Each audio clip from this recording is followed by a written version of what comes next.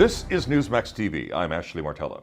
We're joined on the phone by the former Republican governor of New Mexico, Gary Johnson. He served as that state's chief executive from 1995 to 2003. He's the founder of one of New Mexico's largest construction companies and also the political advocacy committee, Our America Initiative. He endorsed Ron Paul in the 2008 presidential election, and there's speculation that Mr. Johnson may run himself for president in 2012. Welcome to Newsmax, Governor. Ashley, thank you for having me on. When you look at the fiscal mess so many states are in today, particularly California, where are they going wrong as they go broke, and should the federal government bail the states out? The federal government should not bail the states out, and where they've gone wrong is where every state's gone wrong, and the federal government. Political promises that were made that should have never been made. Any in particular that stand out in your mind? Well, Medicaid, Medicare, Social Security, defense, the big four. I think that I think the federal government should capitate block grant money to the states for Medicaid and Medicare, leaving the delivery of health care to the poor and to those over 65 to the states. Social Security, I think, needs to be reformed. It's not nearly the problem that Medicare is, but I think that the retirement age needs to get raised. I think benefits need to get reduced a little bit to get it over the hump with baby boomers right now becoming eligible and collecting benefit. With regard to defense, I don't think we can continue to spend more money than all the other countries in the world combined when we're only 5% of the world's population. This is a new world reality that is going to require the United States to stop being the world's sheriff.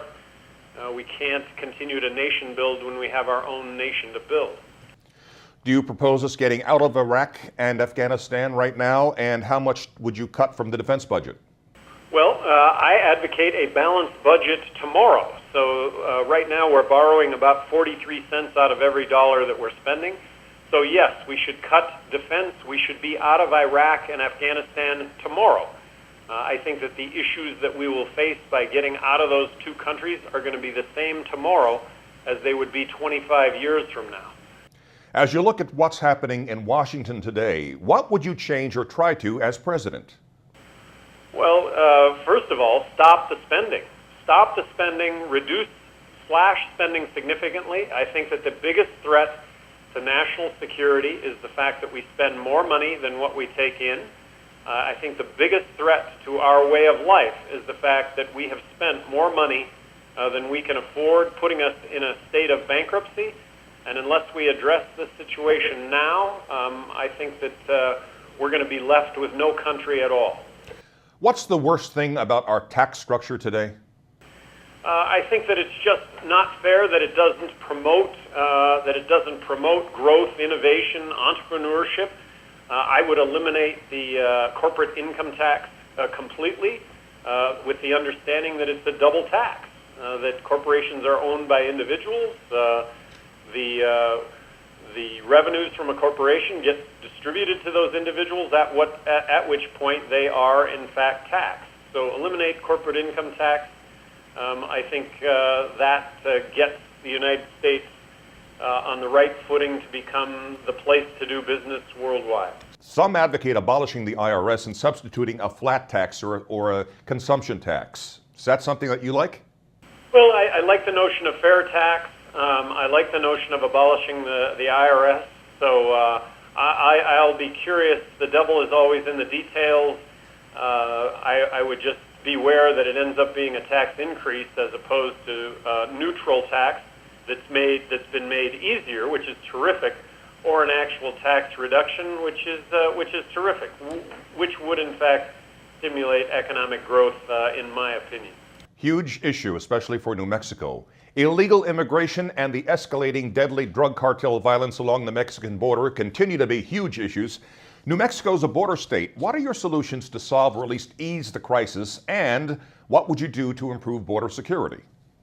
Well, with regard to illegal immigration, I would make it as easy as possible to get a legal work visa. I think it's important to distinguish a legal work visa from a permanent non-resident status, a green card, and citizenship. I'm not talking about a green card here. I'm not talking about citizenship. I'm talking about a work visa.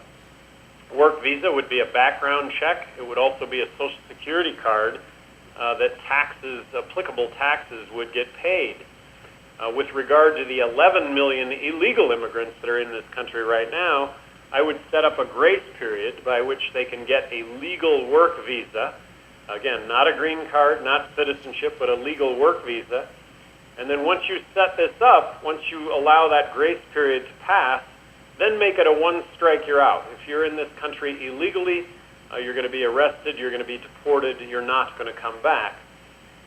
Regarding building a fence across 1,600 miles of border with Mexico, regarding putting the National Guard arm in arm across 1,600 miles of border, I believe that would be a lot of money spent with very little, if any, benefit whatsoever.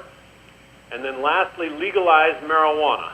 Legalize marijuana, and arguably 75% of the border violence with Mexico goes away, given that that's the estimate of the drug cartel's activities that are engaged in the marijuana trade. All right, Governor, you're a Republican, yet you have libertarian views. Please tell us a bit about your PAC, Our America Initiative, why you started it, and what your goals are with it. Well, a year ago I started up ouramericainitiative.com. I would love for those listening to get online, tell me what they think. But the notion was to put a voice to what I think is the national outrage over the fact that we are bankrupt and the solutions that need to accompany that bankruptcy. I mean, okay, here's how we got there. How do we get out?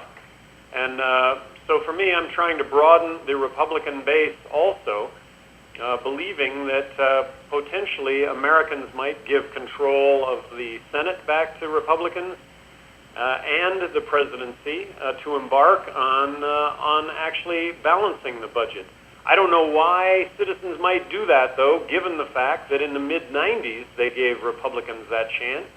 And I think Republicans blew it by passing a prescription health care benefit and running up record deficits when they controlled both houses of Congress and the presidency. All right, let's run briefly through some hot-button issues to see where you stand on them. Abortion, should it be outlawed constitutionally?